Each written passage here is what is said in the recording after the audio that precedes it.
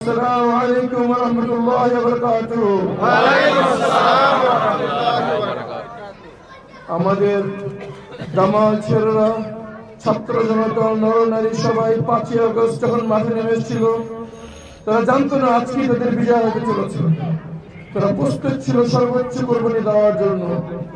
Mobile lock স্ক্রিনে তাদের নাম, ঠিকানা, ব্লাড গ্রুপ লিখে তারা নেমেছিল এবং বলেছিল যে হয় মাতৃভূমি না হয় মৃত্যু। যখন আমাদের জনতা, আমাদের ছাত্রছাত্রীরা, আমাদের নরনারীরা সবাই ঝুঁকি নিয়ে মাঠে নেমে পড়েছিলেন, তখন আল্লাহর সাহায্য আসমান থেকে নেমে এসেছিল এবং ফেস্টিভ্যালের মতো পর্বত সমান শক্তিও তাদের সামনে বিলীন হয়ে গিয়েছিল এবং আমরা পেয়েছি দ্বিতীয় স্বাধীনতা। কিন্তু যে আশা নিয়ে, যে স্বপ্ন নিয়ে, যেই ভবিষ্যতের আকাঙ্ক্ষা নিয়ে বাংলাদেশের মানুষের মাঠে নেমে এসেছিল, সেই আশা আকাঙ্ক্ষা এখনো বাস্তবায়িত হয় নাই। বাংলাদেশের মানুষ স্বপ্ন দেখে এমন একটি সমাজে যেখানে থাকবে না পেশি শক্তির ব্যবহার, যেখানে থাকবে না কালো টাকার ব্যবহার, যেখানে থাকবে না দুর্নীতি, থাকবে না চাঁদাবাজি, থাকবে না মাদকের প্রকাশ্যে ব্যবহার, প্রকাশ্যে বিক্রি। আমাদের সমাজ আজকে ব্যাধিগ্রস্ত, আমাদের অর্থনৈতিক অবস্থা প্রায় ধ্বংসপ্রায়।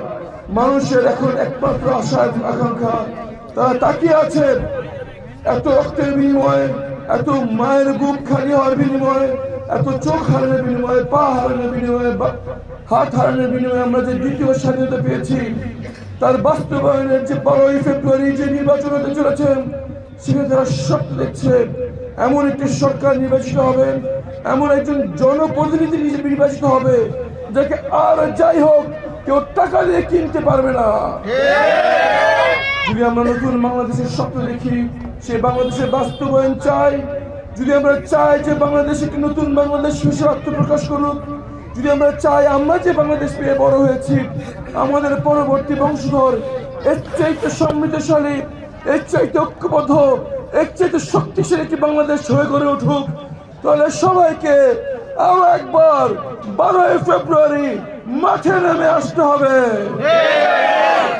আমাদের বাস্তবায়নের, নতুন বাংলাদেশের বাস্তবায়নের প্রথম পদক্ষেপ হচ্ছে জুলাই সনদকে যে গণভোট হবে, সেই গণভোটে হাকে জয়যুক্ত করতে হবে এবং দ্বিতীয় অবশ্যই ঢাকা 14 আসনে 11 দলীয় জোটের পক্ষ থেকে বাত ব্যথা, প্যারালাইসিস কিংবা আর্থ্রাইটিস, আধুনিক ফিজিওথেরাপি ও পুনর্বাসন চিকিৎসায় নির্ভরযোগ্য নাম ডিপিআরসি। প্রতীককে ভূমিধস বিজয়ী করতে হবে ইনশাআল্লাহ। তার জন্য আজকে থেকে, কালকে থেকে নয়, আজকে রাত থেকে নয়, এখন থেকে আমাদের কাজ করতে হবে। হাতে আছে মাত্র 15টা দিন। 15টা দিনের প্রতিটি দিন, প্রতিটি ঘন্টা, প্রতিটি মুহূর্ত মহামূল্যবান। আমরা যদি সবাই মিলে কাজ করতে পারি, ইনশাআল্লাহ নতুন বাংলাদেশের সূচনা এখন আমাদের হাতের নাগালে ইনশাআল্লাহ। কিন্তু আমাদের ভুললে চলবে না, ফ্যাসিবাদের কিছু মাথা পালিয়েছে শুধু, কিন্তু ফ্যাসিবাদের দোসররা প্রশাসনের প্রতিটি রন্ধে রন্ধে ঘাপটি মেরে বসে আছে। তারা ষড়যন্ত্র করছে। তারা জানে যদি নতুন বাংলাদেশ বাস্তবায়িত হয়, তাহলে চাঁদাবাজি বন্ধ হয়ে যাবে, মাদক ব্যবসায়ীদের প্রকাশ্যে মাদক ব্যবসা বন্ধ হয়ে যাবে এবং যারা স্বপ্ন দেখছে ক্ষমতায় যে সুইজারল্যান্ডে বাড়ি এবং এক ব্যাংক অ্যাকাউন্ট খুলবে, যাদের স্বপ্ন ধ্বংস হয়ে যাবে। তারা ষড়যন্ত্র করছে কোনোভাবে যাতে ওই নতুন বাংলাদেশের সূত্রপাত না হয়। তারা চায় সে আগের বাংলাদেশ, যেখানে কালো টাকা, পেশি শক্তি, দুর্নীতি ছিল সবকিছুর নিয়ম। কিন্তু জনগণ চায় এই নিয়ম ভেঙে দিতে, জনগণ চায় নতুন বাংলাদেশ গড়তে। এবং ইতিহাস সাক্ষী, যখন ছাত্র জনতা, ভাই বোনেরা সবাই মাস্টার নেমে পড়ে, তখন কিছুই তাদের পথে বাধা হয়ে দাঁড়াতে পারে না। ইনশাআল্লাহ আমাদের সবার আহ্বান, আমরা যদি নতুন বাংলাদেশ চাই, আমরা যদি পরিবর্তন চাই, তাহলে অবশ্যই 12ই ফেব্রুয়ারি ভোর থেকে জনগণের বিজয়ের সূচনা পর্যন্ত আমাদেরকে মাঠে থাকতে হবে। সবাই তৈরি আছেন কিনা বলেন? ইনশাআল্লাহ 12 তারিখ একটি ভোট বিপ্লব হবে ইনশাআল্লাহ এবং নতুন বাংলাদেশের সূচনা করি আমরা ঘরে ফিরবো ইনশাআল্লাহ।